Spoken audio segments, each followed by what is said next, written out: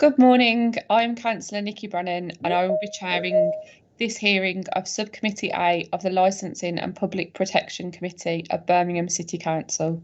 Before we start, can you all please mute your microphones for the moment in order to improve the sound quality whilst I outline the procedure. I could send a message and say you can't hear.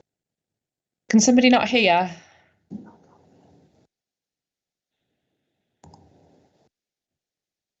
Okay. With the exception of can you also please turn off your cameras with the exception of the committee members, unless you are the person speaking. This is to reduce bandwidth. Committee members will have their cameras switched on throughout the hearing. Could everyone attending today's meeting please put their mobile phones onto silent and ensure they are situated in a room or environment which is free from distractions or unnecessary noises. Thank you for that. I am speaking slowly and clearly so everyone can follow. It is vitally important, for what I hope are obvious reasons, that those attending the hearing and those making representations are able to hear me and members of my subcommittee and officers. Any distractions brought to my attention could result in the meeting being suspended temporarily or to another date and time under the regulations for these types of meetings. Sorry to interrupt you, Chair. There are messages in the chat that Mr. Thompson says that he can't hear. Okay, I will pause until that's resolved.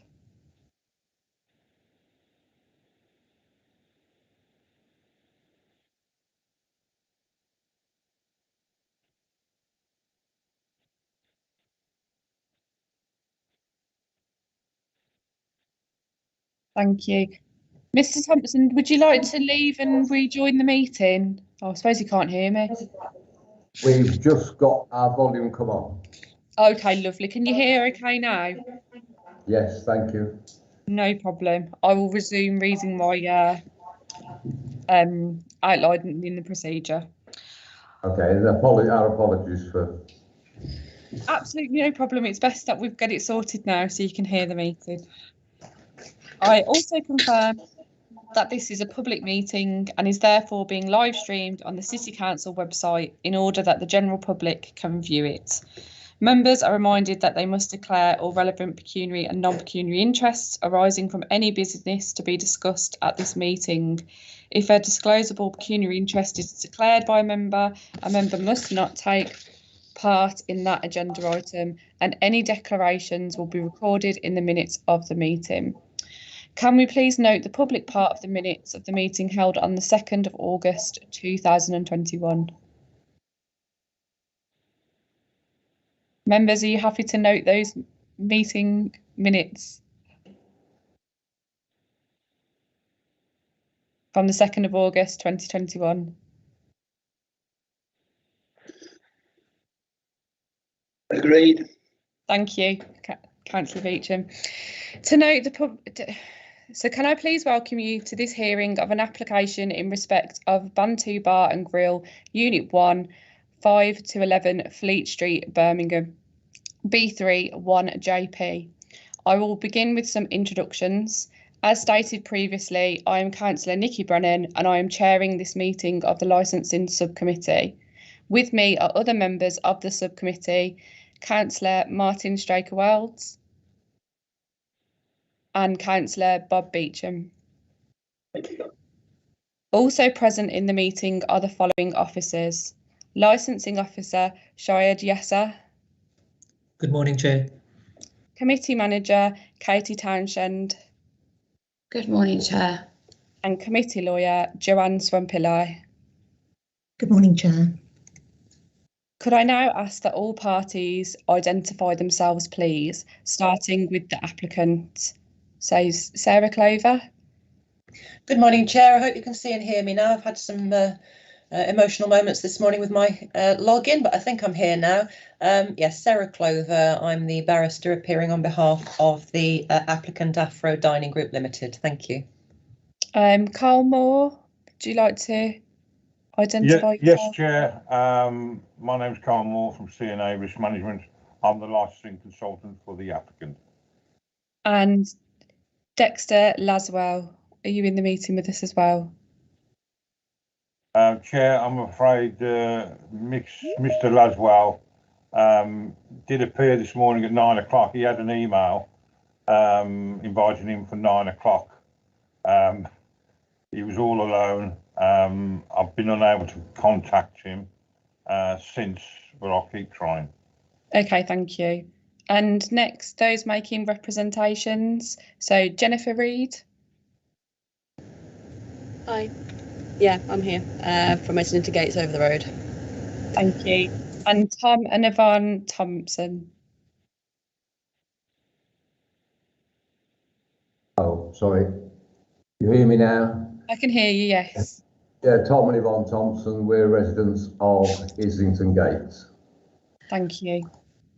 Could I now ask if any person making representations wishes to withdraw their representations at this stage of the hearing? Okay, thank you. Nobody wishes to withdraw. I will assume that all parties have read and understood the Licensing Committee's procedural rules sent out with the notice of today's hearing. Please note that given the nature of today's proceedings, I may at my discretion amend the procedural rules to reflect the fact that this meeting is taking place online, but wish to assure you all that any such amendments will not impact on the parties' right to a fair hearing. We'll be using the chat function in Microsoft Teams to communicate. One of the icons on your toolbar is a speech bubble. Click the speech bubble to go onto the chat. If you do not have access to the chat function for any reason, please use the raise your hand function to indicate you wish to speak. That button is usually fourth from the right on the toolbar.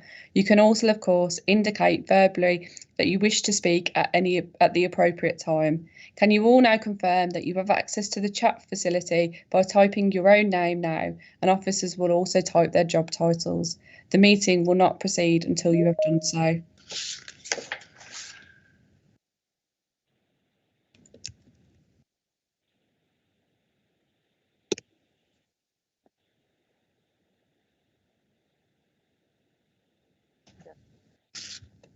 Forgive me, Chair, I am having some difficulty with this. It's Sarah Clover, but I am here. Okay, no problem.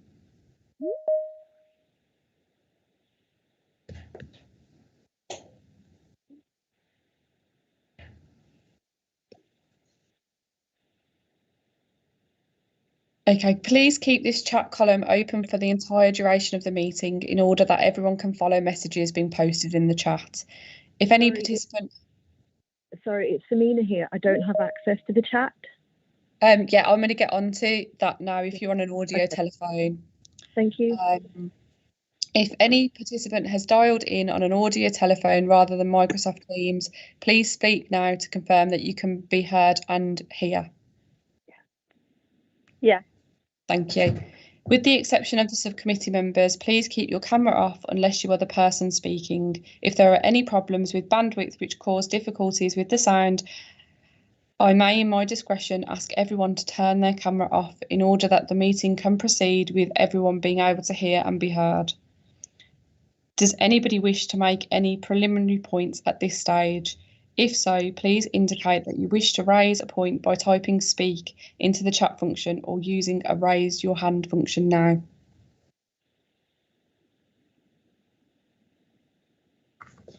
Katie? Sorry, Chair. Can I just have confirmation of who's dialed in on the audio telephone, please?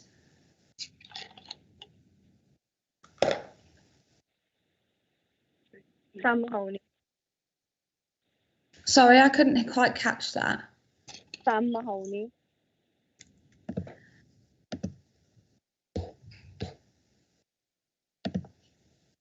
So we don't have you down on the list as attending today. You didn't notify us that you were going to attend. Therefore, you won't be able to participate in the hearing, but you can watch the webcast online. I've got an invite. You haven't been sent an invite. You're not on my attendance list. Okay. Another thing is my landlord. She's trying to join, but she keeps getting kicked out. Yes, she's been sent an email. She also did not confirm her attendance, and therefore you won't be able to participate in the meeting, but you can watch on the live stream. Okay. So we can't stay on the call? No. Would we be able to send out the link to the live stream of the meeting? Yeah. I believe BAP's already sent the link to the webcast. Okay. Okay, I've not had that. Could someone please send that to me? Yes, that's no problem.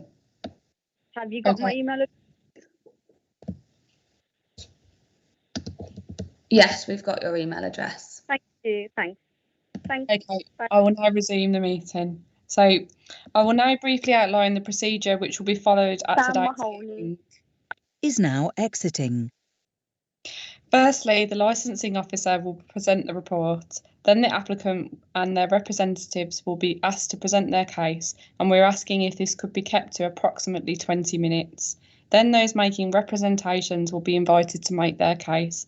Again, approximately 20 minutes will be allowed for this part of the meeting. Can I ask all parties to speak as slowly and clearly as they can, because officers are taking notes by hand for minutes, and the meeting is also being live streamed on the City Council's website. If at any time it is somebody else's turn to speak, please mute your microphone and use the chat function to communicate if necessary. Please note that members of the subcommittee will be able to ask questions at any stage, but will try to do so at the conclusion of each presentation. Cross-examination by the applicant and those making representations will not be permitted unless the members consider it appropriate. Where questions are raised by members of the subcommittee or by those present, please signify this by using the chat facility set out on the right-hand side of the screen you are viewing this meeting on.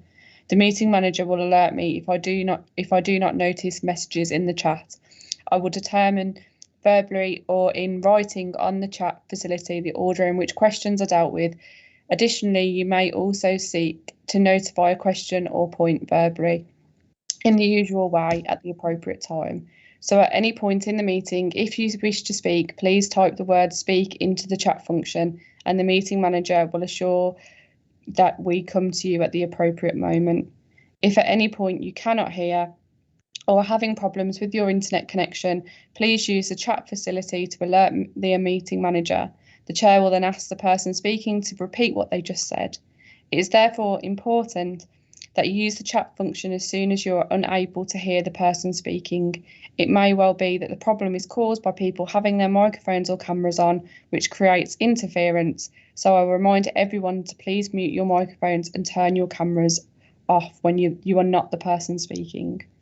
Could I point out that on occasion it may be necessary for the subcommittee to take legal advice, and at my discretion I may ask all parties to wait in this meeting whilst members and the relevant officers withdraw to take legal advice using a separate meeting within Microsoft Teams.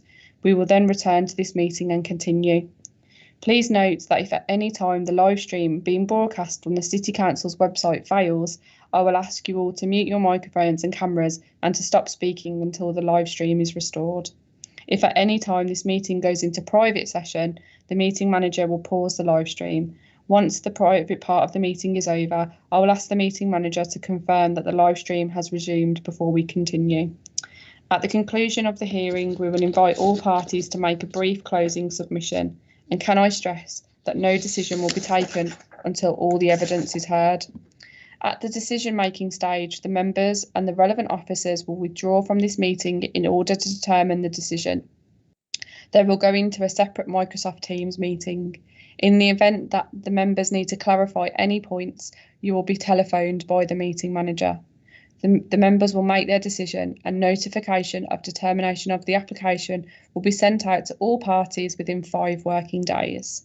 So I hope that is reasonably straightforward, and I will now ask the licensing officer to present the report, please.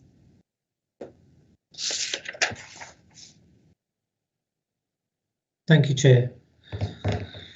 Afro Dining Group Limited applied on the 9th of August 2021 for the grant of a premises license for Bantu Bar and Grill, Unit 1,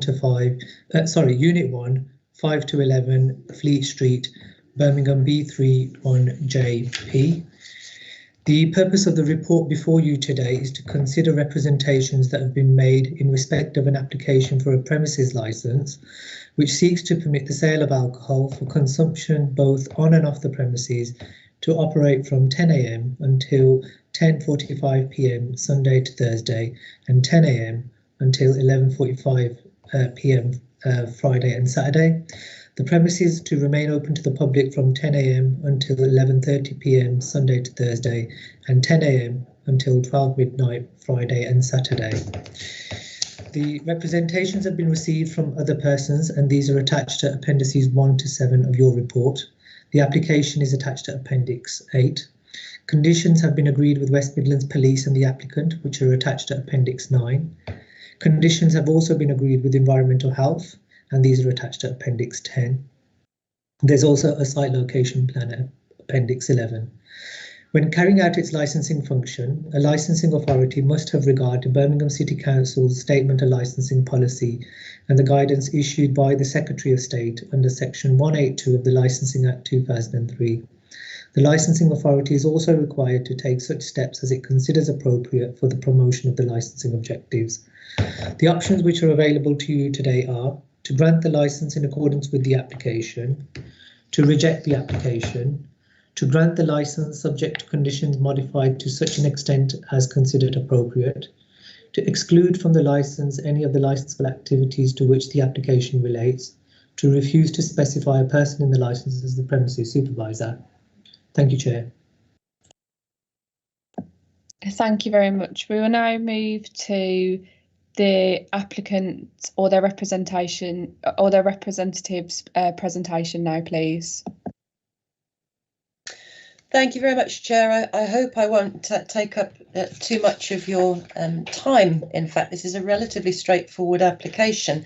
A Bantu Bar and Grill. This is an application by Afro Dining Group Limited. This is Mr. Lascelles and his wife. They're experienced licensees within Birmingham. These premises were previously a restaurant called Nozomi, which I think was a Japanese restaurant, and I've got the license for Nozomi, and it had slightly more extensive hours than the hours that we're currently applying for Bantu. I think Nozomi was open until midnight during the week, 1 o'clock at the weekend.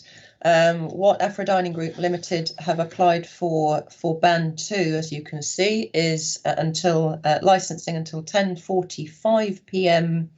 Sunday to Thursday, 11:45 Friday and Saturday. It's alcohol only. It's not regulated entertainment, so it would be background music only. This is a restaurant, and I think some of the concern that has come from residents that I need to deal with is in regard to these premises having previously been used or proposed to be used as a nightclub.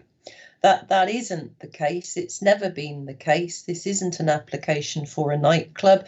You can see from the plans that have been submitted together with this application that it's very clearly kitted out as a restaurant.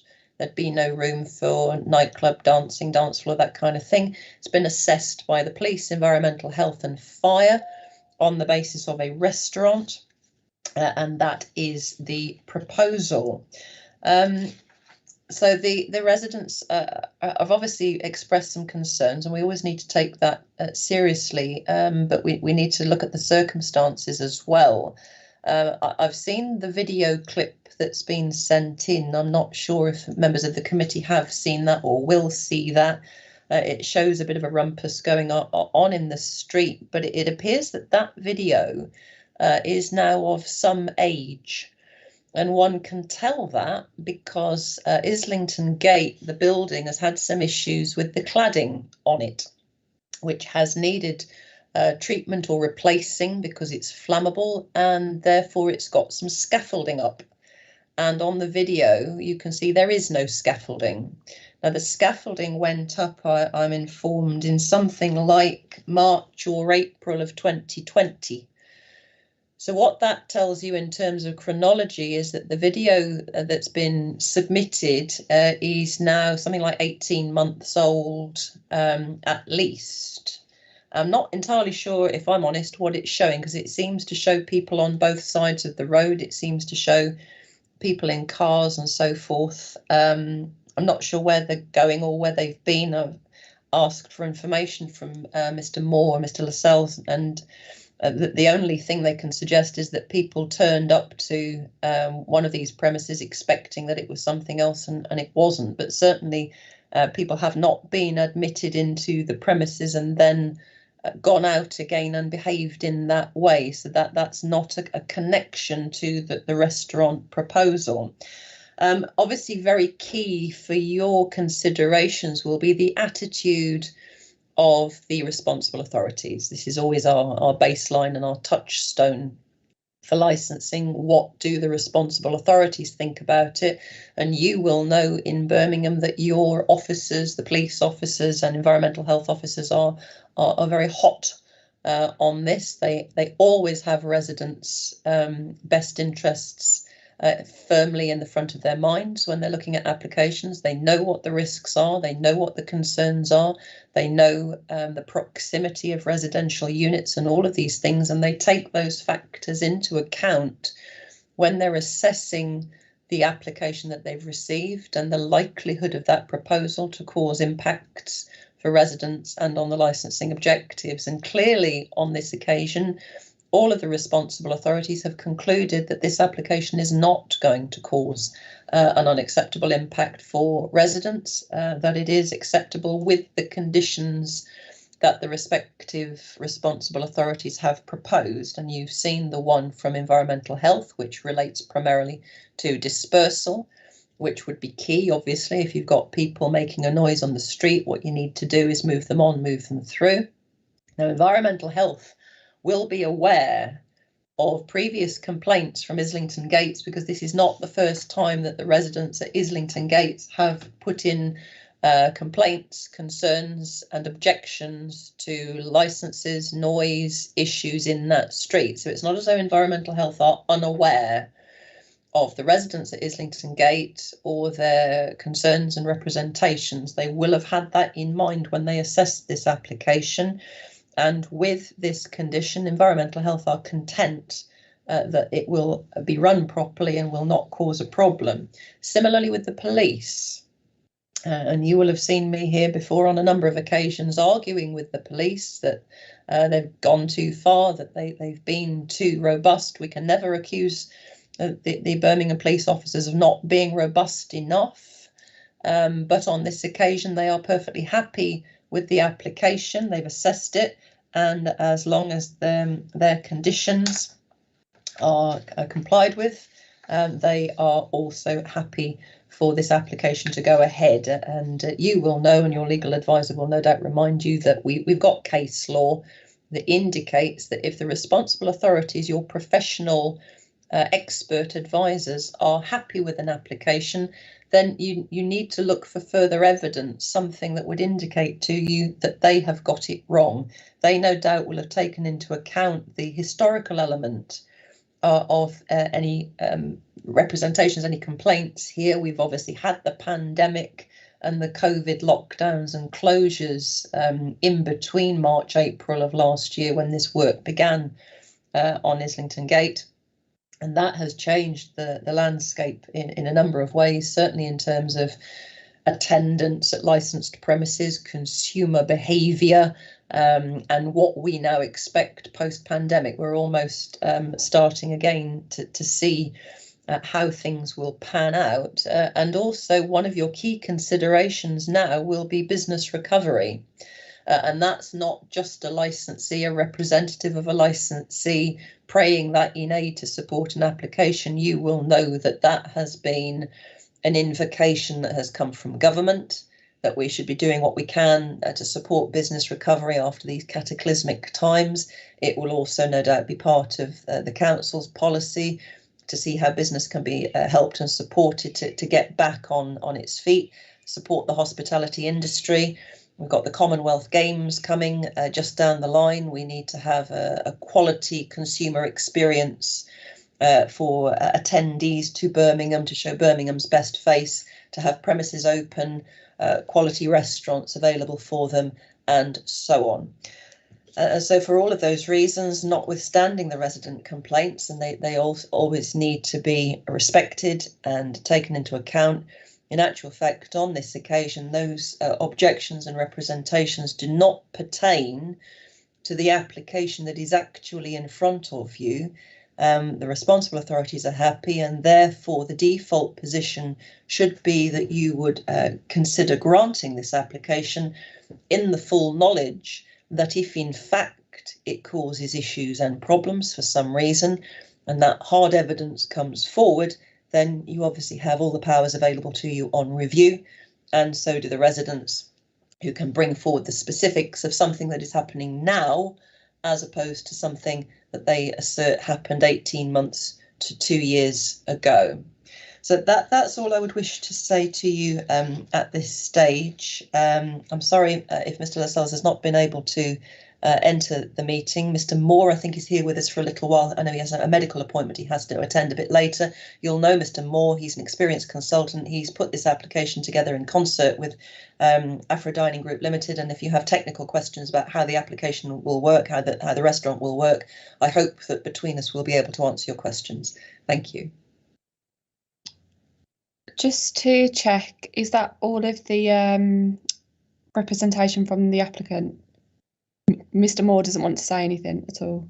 No, I don't think Mr. Moore would add to that unless you have specific questions you'd like to ask of us, Chair. Okay, perfect. Questions from members. Councillor Beecham, do you have any questions? No, thank you, Chairman. It would appear that it's all been dealt with in a very orderly manner, and it's not impinging on anything that we would be worried about. Councillor Straker-Wells, do you have any questions? Thank you, Chair. I'm not sure this is a question, but it would be clarification.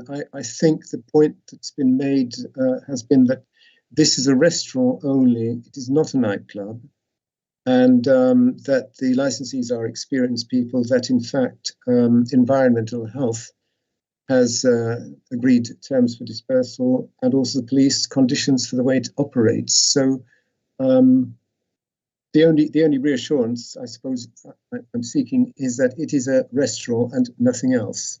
Thank you, Chair. Yeah, yes, Chairman, I'm perfectly happy to confirm that that is absolutely the case, and you can see that, as I say, from looking at the plans. The plans are part of the licence. The plans must remain that way. It can't be cleared out tomorrow and a dance floor put in instead or anything of that sort. It's not the intention. It is just a restaurant, and of course, therefore, if anything changed in that regard, it would be a breach of the licence, and the police and the environmental health and indeed residents would have an immediate power of remedy to bring it back to you, possibly even directly to the courts, to say, well, that's not what your licence is for. So in terms of regulatory control, you have absolute control. Thank you. If there's no further questions, as I have no questions, we'll move on to representations. So could I now ask Jennifer Reid to make her case, please? Hi, thank you, and sorry for putting things in the chat. I didn't realise I wasn't meant to.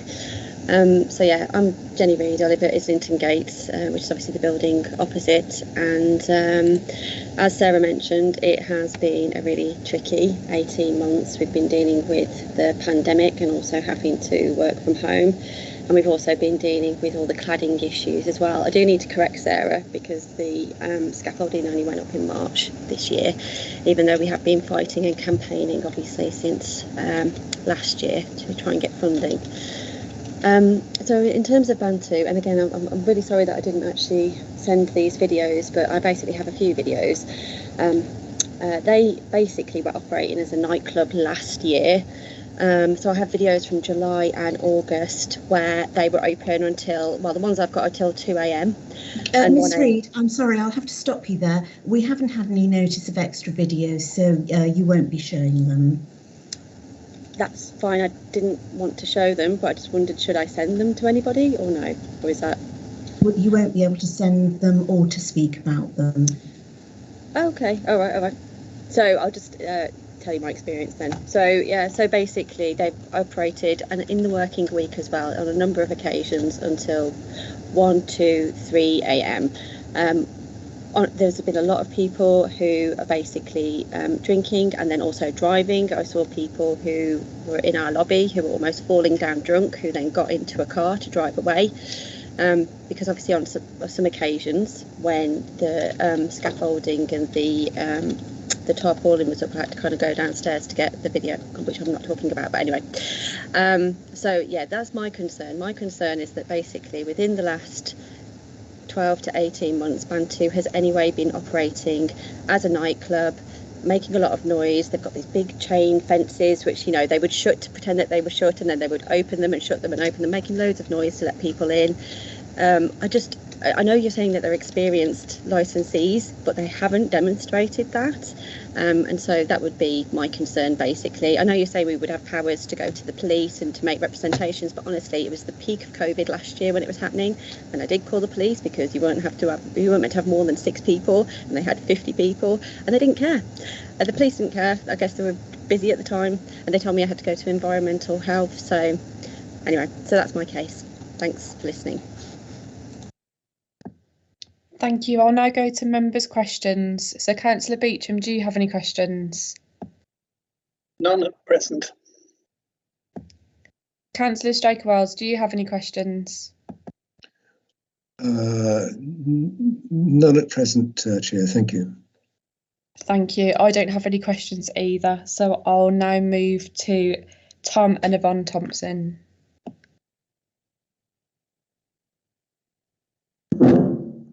Right, hopefully you can see and hear me. We can't see you, but we can hear you. Okay, sorry, I have switched the camera on, but you're not getting it. First of all, Chair, can I just thank you for the opportunity to make representations to you this morning concerning this application. There is a legal definition of a restaurant and a nightclub, and there is a public perception of what is a restaurant and what is a nightclub. And I think some of the conflict we're going to have during this hearing is that what members of the public see as a nightclub operating is in fact legally a restaurant.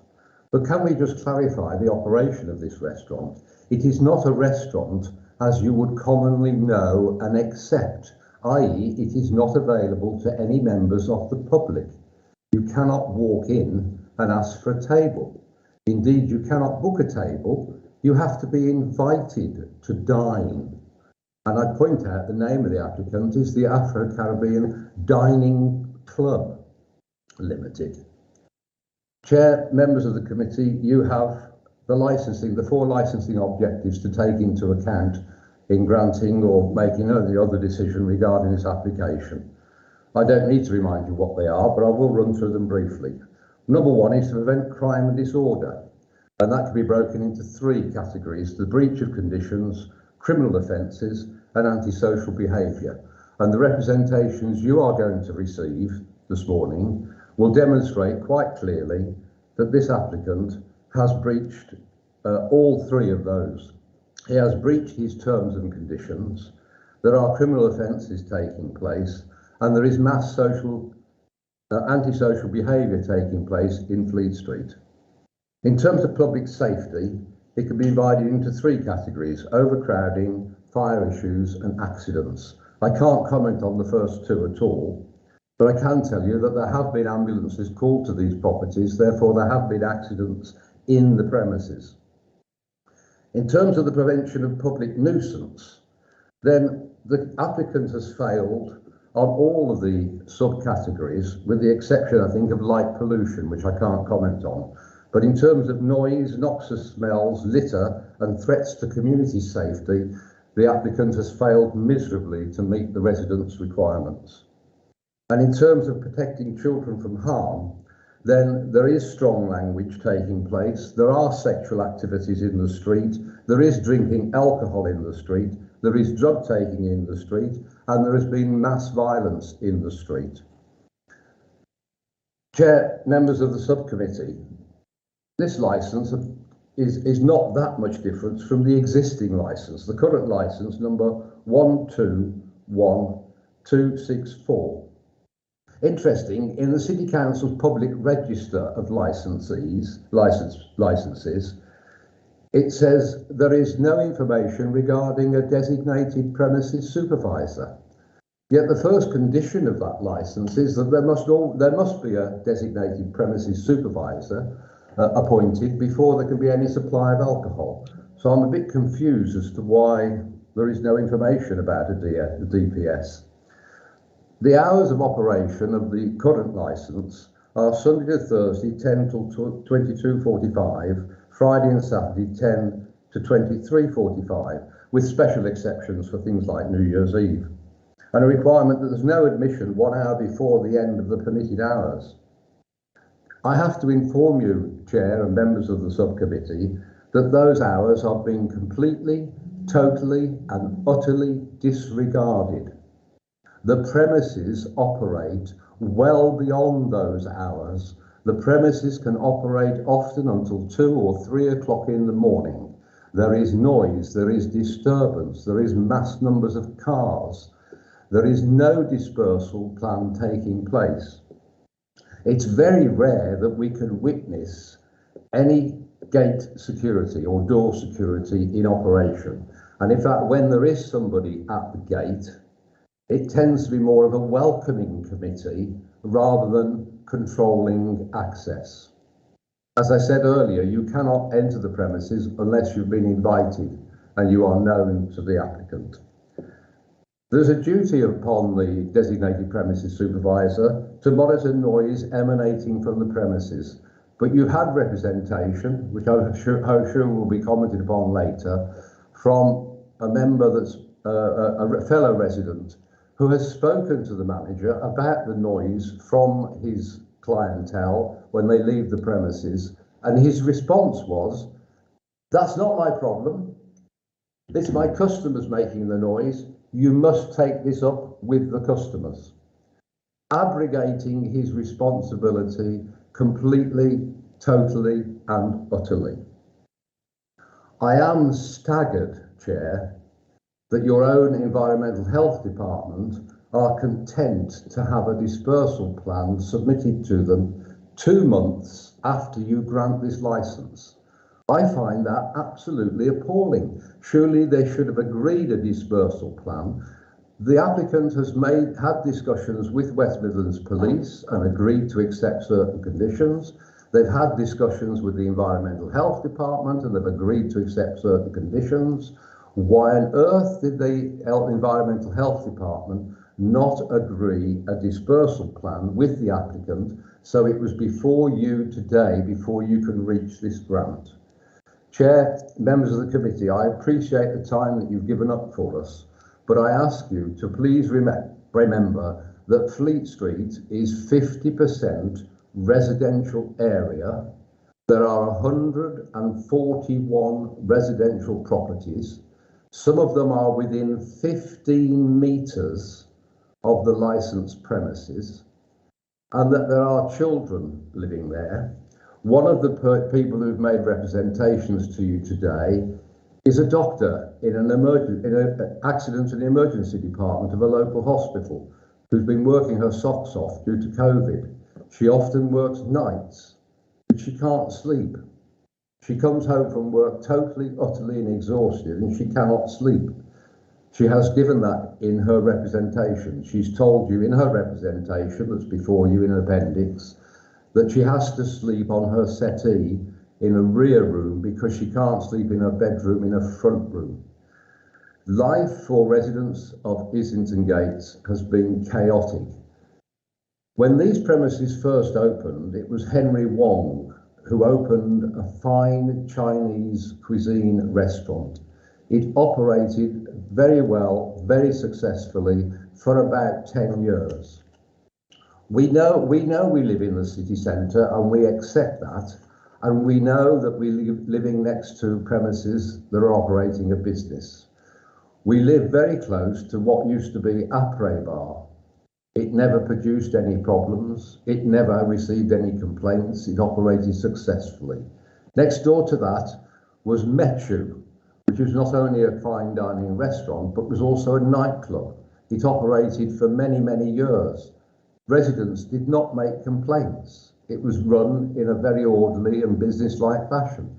That premises has now become Au Prime, one of only three restaurants in Birmingham that has the Michelin award. It's run as a good, well-controlled business. It doesn't cause us problems. The top end of Fleet Street originally was licensed premises by Marston's Brewery called Blue, BLW. That later became Fleet Street Kitchen, which changed its name to FSK. Don't know why FSK meant more than Fleet Street Kitchen, but there you go. And then that eventually became Legna, an Italian restaurant. It ran, and underneath it there was a nightclub, and it ran very successfully. It did not cause problems to residents. Since the day Henry Wong sold this premises, and it became, I think, a Vietnamese restaurant, not run very well, and then it has fallen into the hands of, I'm afraid to say, some disreputable people. It is being run as a nightclub in our view. Legally, that may not qualify, but in our view, it runs till the early hours of the morning. There is drunken behaviour, there are threats of violence, there is drinking and drug taking in the street, and on behalf of the 141 residential properties in Fleet Street, I please beg you to refuse this application. Thank you for your courtesy, Chair and members of the committee. Thank you, Mr. Thompson. I will now go to members' questions. So, Councillor Beecham, do you have any questions? Yes, please, if I may, Chairman. With all that has been said, with it, particularly Mr. Thomas, that the disorder generally and not having any regard to what they are supposed to be doing has not been reported to anybody and action taken. There are people within this city, police being one, that are able to adjudicate, determine whether one, this noise and nuisance and problems is coming from that particular premises, and two, that they're taking action if it's as bad as it seems. And I'd like to know from Mr. Thomas, how many and how often has this been reported to the police and the other various departments? Do you want me to answer that question now, Chair? Yes, please. Okay. Unfortunately, Councillor Beecham, I have to tell you the truth. What happens is you ring the police with a noise complaint and they tell you noise is not a police matter. You need to report it to Environmental Health Department. You can't ring Environmental Health Department at 2, 3 o'clock in the morning, so you contact them the next day and they tell you to go to the website and fill out a form. I'm afraid it's not made easy for members of the public to make these complaints.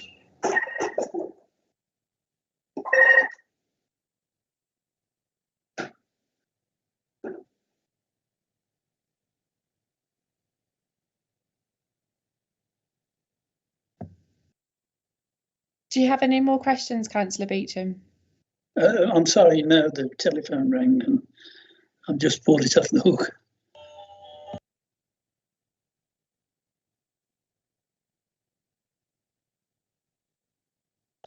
The answer is no. Are you on mute? I am on mute because my doorbell is ringing and it's a very musical tune, so I was trying to not have it into the committee. Councillor Stryker-Wells, do you have any questions? Only a follow-up really to Councillor Beecham's, that the responsible authority in the case of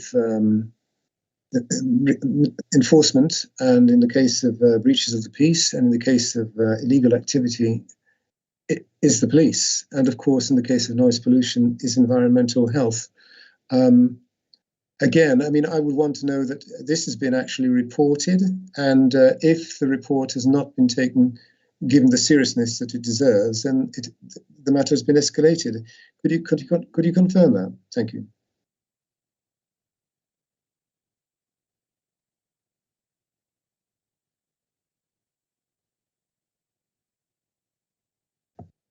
Mr. Thompson, can you confirm that for Councillor Straker-Welds? Yeah, sorry, apologies. It has been reported to the police. Jennifer Reed, who is online, I think, has made complaints to the police. So has Andrew Bain, who's a fellow resident. Unfortunately, he didn't give you notice that he wanted to attend this meeting, and therefore he's not been able to log in, but he is watching it on the webcast. They have not only contacted the police and been told it's a noise issue, you have to contact environmental health, but they have also spoken directly to the owner of the club. And in fact, Andrew was very concerned. He didn't want to appear on this webcast because he's been threatened by clientele.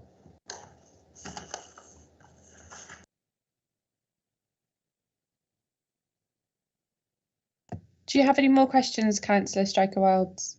No, thank you, Chair. I have no questions either, so we'll now move to closing submissions. So it's back to you, Mr. Thompson, to make a closing submission. My closing submission was very simple, Chair. I beg of you and members of your committee to refuse this application. It is an application for a restaurant. It is not operating as a restaurant. Thank you. Thank you very much. Jennifer Reed, your chance to make a closing submission. Thank you, and yeah, I appreciate your time today. So yeah, basically, I just want to say that I have called police. They haven't responded. I have been in touch with Jane Dunsford from environmental, environmental officers for over a year. I did submit some noise. We're having quite difficulties hearing you. Oh, sorry. Can you hear me now? There's a lot of background noise. Okay, so it's sorry. interfering into what we can hear. Okay, apologies. All right, I'll come off. Thank you. Okay. And now to the applicants. Would they make their closing submission, please?